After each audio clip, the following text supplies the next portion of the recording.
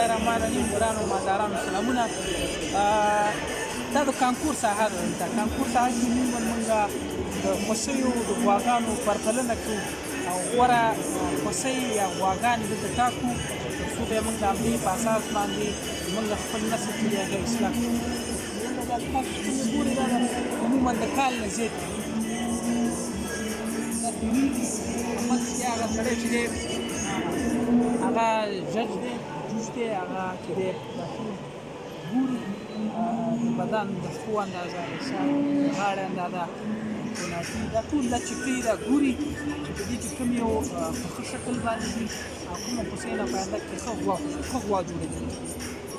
ځکه مالداران چې ټول یو نوبت په نوبت باندې هر سړی چې دی خپله خوسۍ چې دی مخکې نو اوس هغه نهایي مرحله کې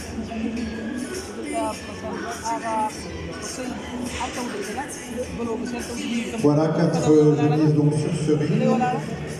Et je demande à l'entrée du ring la génisse numéro 1. La génisse numéro 11 à l'entrée du ring. Ainsi que la génisse numéro 33.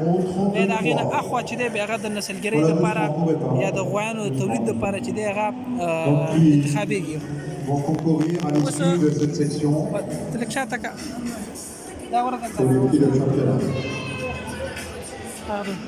Voilà, remplacez-vous gentiment. زید قرار باندې سي او تر دې سره پورې دویمه به متودرېږي درېیمه به مدرېږي څلورمه به فکر کومه څلور دا دي دوه هغه دي دا شپږ واڼه چې دی دا به دلته په دې ځای کې به راځي.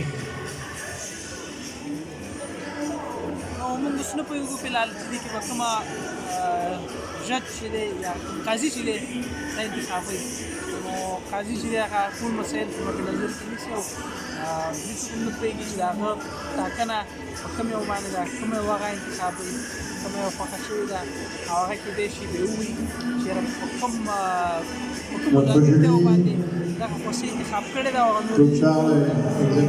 نور دغه ثاني اکثر وخت په نړیوالو پروګرامونو کې د ترازو دا د بریډرانو ترمنځ یا د مالدارانو ترمنځ یو رقابت غوندې سالم رقابت د همدې لارې موږ بیا نسلونه اصلاح کوو. موږ دپاره دلچسپي په دې کې دی چې موږ وګورو چې څومره مثبت تغیرات راغلي او په کوم خوا باندې ځو. Voilà, un pré-classement, dirons-nous, est à présent réalisé.